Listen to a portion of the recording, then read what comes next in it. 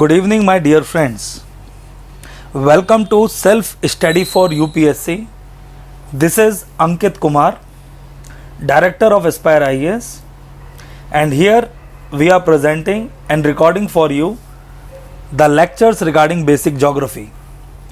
Geography is very important for all examination, and most of the time exam has been asking the basic questions. तो geography एक बहुत vital concept है, बहुत vital topic है जिसको आप बच्चे मिस आउट कर जाते हो, एंड वी आर ट्राइंग कि आप ये मिस आउट ना करो because this is very easy to solve.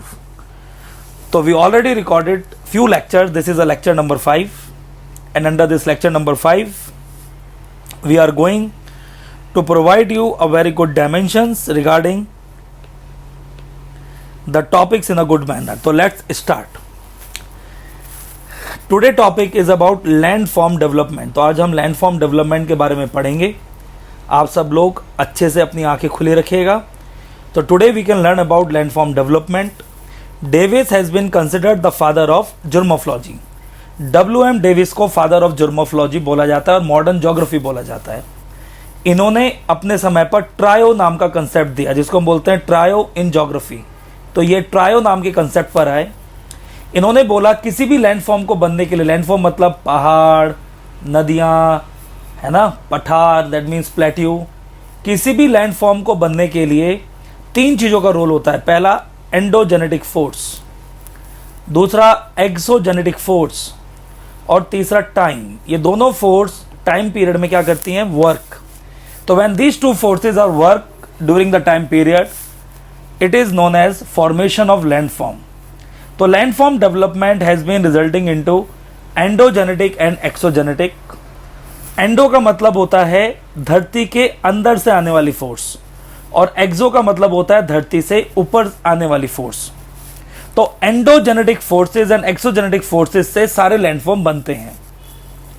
Davis ने बोला अब यहां से थोड़ा ध्यान दीजिएगा कि सबसे पहला रोल आता है एंडोजेनेटिक फोर्सेस का, लेकिन ये फोर्सेस शॉर्ट पीरियड के लिए काम करती हैं और लंबे समय के लिए कौन सी फोर्सेस काम करती हैं? Exogenetic forces. तो लंबे पीरियड के लिए एक्सोजेनेटिक फोर्सेस होती है जो सन से आती है. सन की वजह से विंड चलती है, वाटर मूव करता है सन की एनर्जी की वजह से. इसकी वजह से धरती जो बड़ी होती है वो धीरे धीरे इरोड होके यही धरती छोटी हो जाती है, फिर फर्दर इरोड होके प्लेन हो जाती है. इसका मतलब एंडोजेनेटिक फोर्सेस थी regeneration forces. That means plain जगह पर माउंटेन बनना एंडोजेनेटिक का काम था. और ये जो माउंटेन बन गया इसको डिग्रेड करने के लिए जो फोर्सेस थी वो क्या है? हमारी एक्सोजेनेटिक फोर्सेस. तो आप सब बच्चे पहले समझ पा रहे होंगे एंडो और एक्सोजेनेटिक फोर्सेस होती क्या है. अब ये एंडोजेनेटिक फोर्सेस कैसे काम करते हैं? जैसे मैंने ऊपर डायग्राम में दिखाया कि धरती के अंदर ये जो सेंट्रल पार्ट है इसमें मैं कलर कर रहा हूं लाल रंग का, इट इज कोर. और इस कोर के ऊपर पड़ता है मेंटल. मेंटल गर्म होता है और इस गर्मी से बहुत सारी कन्वेक्टिव करंट्स निकलती हैं. ये कन्वेक्टिव करंट्स ऊपर की सतह जिसको क्रस्ट बोलते हैं इसको मूव करती है. तो बोलते हैं अर्थ कन्वेक्टिव करंट्स, क्योंकि अर्थ के अंदर का जो हिस्सा है ये किससे बना हुआ है? This overall that is a part has been formed of radio active material. तो ये रेडियो एक्टिव मटेरियल से बना हुआ है और जब ये रेडियो एक्टिव मटेरियल से कन्वेक्टिव करंट निकलती है तो ये क्रस्ट क्या करती है? मूव. और ये क्रस्ट 2 तरह से मूव करती है. तो 2 ये क्रस्ट एक दूसरे के सामने आती हैं, जब टकराती हैं तो क्या बन जाता है? माउंटेन. या ये दोनों एक दूसरे के विपरीत जाती हैं तो क्या बन जाती है? Valley. V shape valley like great African rift valley. तो आप सब बच्चे समझ पा रहे होंगे मेरी बातें. तो एंडोजेनेटिक फोर्सेस से स्टार्टिंग में एक बेस बनता है जिसको हम बोलते हैं लावा बेस. तो अर्थ का जो पूरा प्लेट्स हैं जिस पर हम लोग रहते हैं, घर बनाते हैं, सॉइल होती है, वो प्लेट्स हैं. वो प्लेट किससे बनी है? एंडोजेनेटिक फोर्सेस से. माउंटेन, पठार, जितनी भी चीजें बनी है सब किससे बनी है? एंडोजेनेटिक फोर्सेस से. जब एक बार माउंटेन बन गया तो सन की एनर्जी से डिग्रेडेशन होता है. ये सब धीरे धीरे धीरे धीरे धीरे धीरे डिग्रेड होती है. तो ये गीता की तरह हो गया, जो पैदा हुआ है वो मरेगा और जो मरा है वो फिर से क्या होगा? पैदा होगा. तो we can relate this concept with the Gita concept. जैसे इंसान मरता है, फिर जन्म होता है, बड़ा होता है, बूढ़ा होता है, फिर से मरता है, ऐसे ही धरती पे ऊपर दिखने वाले ये फीचर जिनको बोलते हैं फिजियोग्राफी. क्या बोलते हैं? फिजियोग्राफी.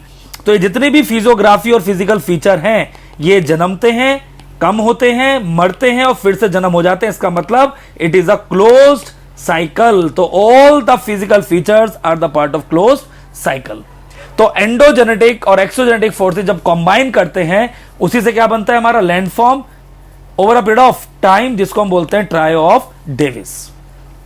अब इन्हीं एंडोजेनेटिक और एक्सोजेनेटिक फोर्सेस के बहुत सारे आपके वैरायटी हैं, बहुत सारे टाइप्स हैं, जो हम एक एक करके आपके साथ पढ़ेंगे in the next that is a lecture. तो नेक्स्ट लेक्चर का इंतजार कीजिए और इतने समय तक बस एंडोजेनेटिक और एक्सोजेनेटिक फोर्सेस को याद रखिए and then we can discuss thoroughly about endogenetic forces, क्या क्या होती हैं, कैसे काम करती हैं, कैसे वॉल्केनिज्म होता है, अर्थक्वेक होता है, and then we can elaborate discuss about exogenetic forces, weathering, erosion, transportation, deposition और उनके साथ के हर लैंडफॉर्म के अंदर के फीचर्स। और यहां से एक पूरा एक टॉपिक खत्म हो जाता है आपका। अराउंड 70% ज्योमेट्रोलॉजी इसी में घुसी हुई है पूरी, और ये खत्म हो जाएगा। तो उम्मीद करता हूं आपको एक छोटा सा लेक्चर एंडोजेनेटिक एक्सोजेनेटिक पसंद आया होगा। इसके आगे हम नेक्स्ट लेक्चर में आपके लिए लेके आएंगे। Thank you so much, good night.